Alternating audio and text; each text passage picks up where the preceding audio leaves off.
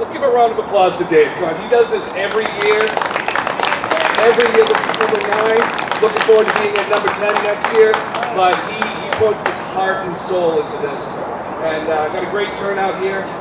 So yes, I am Andrew Kutcher. I am from the law offices of Andrew Kutcher in Leominster, Massachusetts.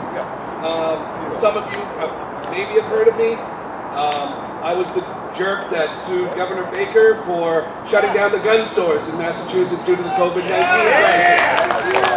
And I forced them back open. That being said, I'm currently in the process of suing the state yet again for violating veterans' rights in the soldiers' home. That is a disaster of unbelievable proportions. And wait until that comes out, because the lawsuit is pending right now, and it's going to be wide open. You're going to see that Governor Baker lied to us during the entire pandemic, and we have the evidence to show it. Now, it was obvious that they were a little bit about me. I've always been a Second Amendment supporter. Grew up on a farm where firearms were just a way of life. After I went to college, I put the guns away and didn't really think about them until I started having kids. So my first delve into gun law here in the Commonwealth of Massachusetts was when I decided to get my own license. And it took me 2 years to do. Why? Not because I had something on my record that would prevent me from getting it. Because at the time, the mayor of my town was on the Bloomberg Mayors Against Firearms. They weren't even processing any type of firearms, not even renewals, because that mayor didn't think it was important. Well, after waiting and waiting and waiting, I finally decide that I'm going to write a letter saying that, because at that time I was an attorney, that she was going to be named in a federal lawsuit, personally as well as the mayor of the city, for violating my Second Amendment rights. There's no reason why it's been 2 years since I've had to wait to get my license. At the end of that week, once I sent that letter, I got a call from the chief. The license is ready, sir. Can you get it? So, let's face it. What we're dealing with here now, in the current state of our Commonwealth, is terrifying. What it's like in the entire country is terrifying. Now, let's remember the left's motto: never let a good crisis go to waste. And yet, now we are up against another crisis.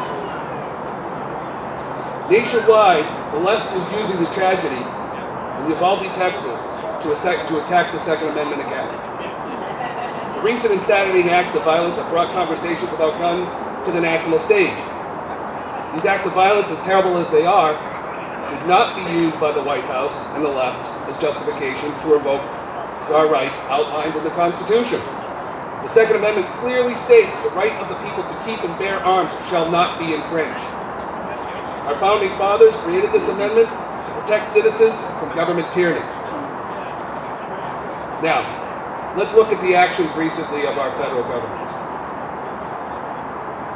Since the actions of the government since the COVID-19 pandemic,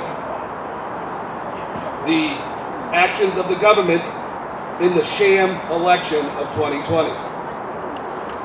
And now, look at the complete and total failure of this bogus administration that is currently in the White House. And they want us to try to give up our guns. I say, to hell with you, and to hell with your laws. Let's face it, government tyranny is alive and well in the 21st century. It's been reported that the Uvalde gunman was an increasingly troubled and violent person. Cross-dressing. Obviously, he had a few screws loose.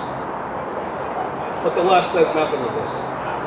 According to them, it wasn't the crazed gunman who killed, but the inanimate object of the gun. The lifeless, inanimate object is the problem, but not the depraved heart behind the problem. seems that the left and the media fails to acknowledge the mental health issue because it doesn't fit their narrative. This includes the crazed mass shooter, but also, what they like to forget, the lone wolf that attempted to assassinate our conservative Supreme Court Justice, Brett Kavanaugh. You don't hear about that. Why? Because it doesn't fit their narrative. While gun-related violence is indeed tragic, it's important to note that it only accounts for a small portion of violent crimes committed in the United States. More people are killed with bare hands than with a gun. Hammers. More people are killed with a hammer than with a gun. In fact, specifically, out of the 5 million violent crimes committed in the U.S., only 8% were committed with firearms. Most of the crimes committed with guns were committed with guns that are already been illegal. They've been floated across the border by illegal aliens or stolen. The U.S. Department of Justice conducted a survey that found about 79% of state prison inmates that carried a firearm during their offenses received a gun from an illegal source or through family or friends. This shows that creating stricter laws to ban guns will not solve any problems whatsoever. We already have laws in place preventing unlawful citizens from purchasing firearms. And instead of to create new harsher laws, we need to do a better job of enforcing the ones that we have in place and go after the bad actions of the bad actors. I am currently representing a man who was in a self-defense situation. The criminal gang member who was under federal indictment for gun and drug charges shot at my client, who's a 30-year veteran of the Boston Fire Department. He's a retired Marine and a youth athletic coach. Well, being fired upon, he drew his carry piece and fired back. He didn't hit the kid, but the kid called the cops. And who do you think got arrested? Not the gang member. He was walking free. But the honest, hard-working firefighter was arrested in jail. His wife found my name from the USCCA website, as I am the only USCCA attorney here in Massachusetts. They called me up and said, Andrew, we need your help immediately. So the first thing I did is I appealed the decision.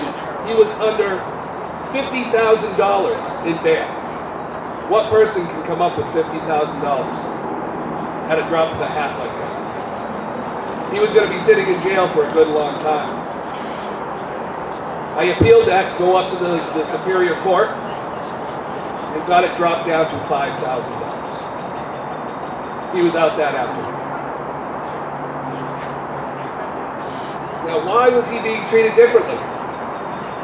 Because he was an African-American legal gun owner in Boston who defended himself against a criminal punk. This is what you get in Rachel Rollins, Boston. We need to fight this common sense gun control. Don't let them fool you. We all know that common sense is not common in the general population. It's especially non-existent when it comes to governmental entities. This is a generic term to make it seem like everybody's in support of this. This is the slippery slope that they want to push us down. This is their attempt to have the sheep comply. They're used to the sheep complying with the mask mandates. They're used to the sheep complying with the vaccine mandates. And now they expect us to comply by disarming us. Well, sheep no more. It's time to stand. It's time to come together in a unified voice and say, to hell with you, to hell with your restrictions. We are Americans, and we will not be told what to do. But above all, the most important thing that you can do is get out there and vote. Vote, vote, vote. That is the most important thing that you can do to save your rights. Because that's exactly what we're facing, folks. Our rights are under attack of unprecedented proportions. Get out there and vote. Pay attention. Look what's going on around you. Do do not be ashamed.